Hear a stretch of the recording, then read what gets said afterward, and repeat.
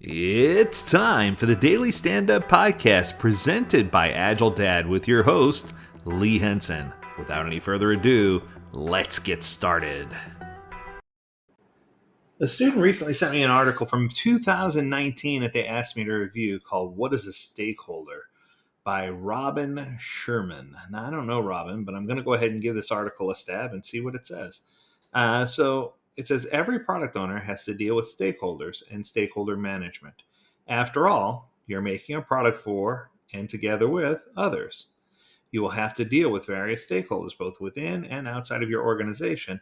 But what are stakeholders? How do you define a stakeholder? Who are your stakeholders? How can you create a stakeholder analysis? And how do you deal with stakeholders as a product owner? A couple of these questions will be answered here, which is part of a series of answers that I'll be exploring over the next time period. Okay, fine. So I think here the interesting thing so far is that there hasn't been a declaration yet about the difference between an interested party, a stakeholder, and a key stakeholder. So one of the big takeaways that I do in my advanced product owner class is I make sure I emphasize and talk about that there's a huge difference. I mean, everybody wants to be a stakeholder. Everybody wants to be a mini product owner, right? I'm product owner over this portion of the product, and it doesn't work that way. So there's three tiers, and the easiest way for me to break it out is to say, let's start with key stakeholder. So the key stakeholder is usually financially invested in your product or service that you're building, but they're not always. And the key stakeholder is the person who really has skin in the game. They're invested in what you're trying to do. They are with your product or service, your project from cradle to grave. They do not leave. They're with you every step of the way. And this individual is someone who, if they left the organization, if they left your company, if they moved on and went somewhere else, this product or project could surely die. This is something that would just fall by the wayside. It would fall into a pit of lava, never be heard from again.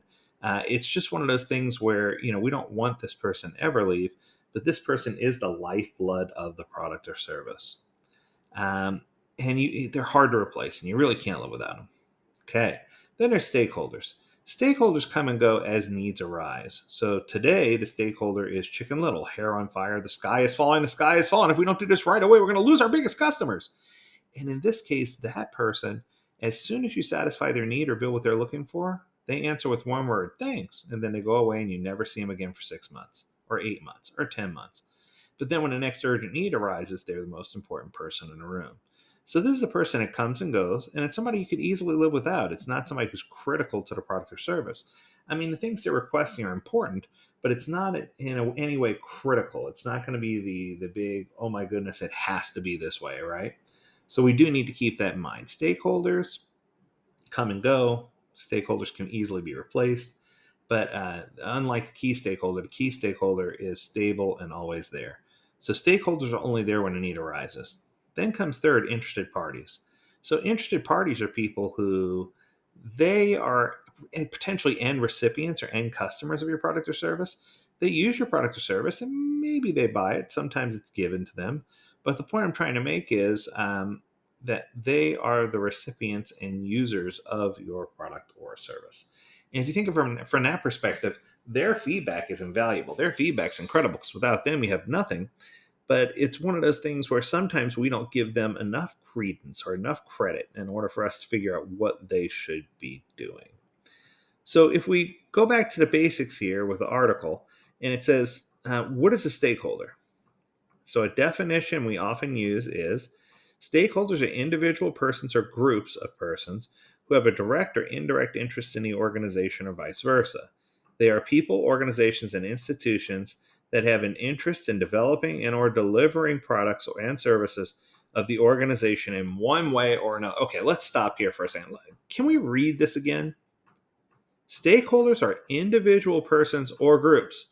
So it's either an individual or multiple individuals who have a direct or an indirect interest. So it's a person with a direct or indirect interest or a group with a direct or indirect interest.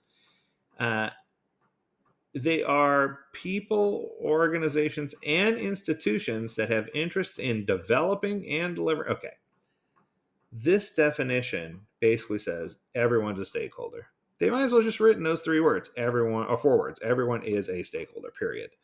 Because in this definition, or by this definition, Anyone who has any kind of impact, insight, or interaction with your product or service is a stakeholder in one way or another. So he goes on to say, as a product owner, you have to engage with a wide variety of different stakeholders. Well, no kidding if you're using that as your benchmark. And as a product owner, you can easily identify most of them. Most product owners know who their potential customers and users are. For example, these stakeholders have a clear interest in your product or service. After all, they will purchase it and use it. Stakeholders such as a business manager or your colleagues are fairly easy to identify.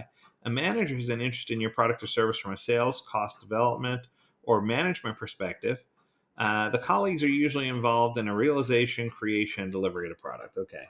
I think we're just trying to clump everything and everybody into a stakeholder category, which I guess for, overall just, hey, we need to make sure we're considerate of these people, I'm fine with. But I hate to see it be the norm where we just say, hey, these are the people and that's it, right? We need to have a little more regulation in that.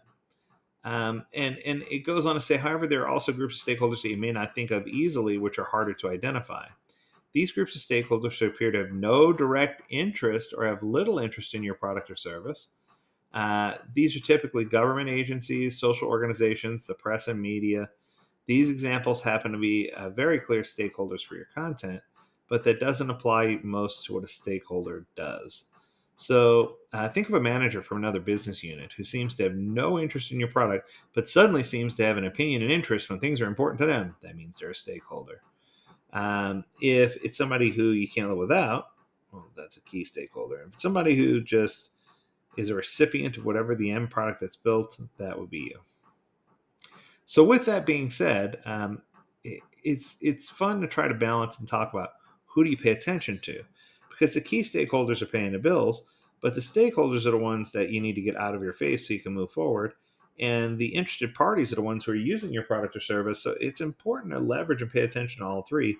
But oftentimes I use tools like Moscow to help determine must have, should have, could have, would like. And I form with the business analyst and we get together. And by partnering with the business analyst, the POBA can get out there and can really hammer away at some of these details and hammer away at the perfect edge, so that way you can be ready and prepared to not only endure, but to prepare what's necessary for the right stakeholders at the right time. That's going to do it. I hope you appreciated this episode on stakeholders. If you have a topic you want us to cover, and thanks for sending that article in, by the way, or if you have an article you want us to review, reach out to us. Learn more at AgileDad.com. We'd love to hear from you. And as always, we encourage you to stay healthy, stay well, and stay agile, my friends. Until next time, do take care.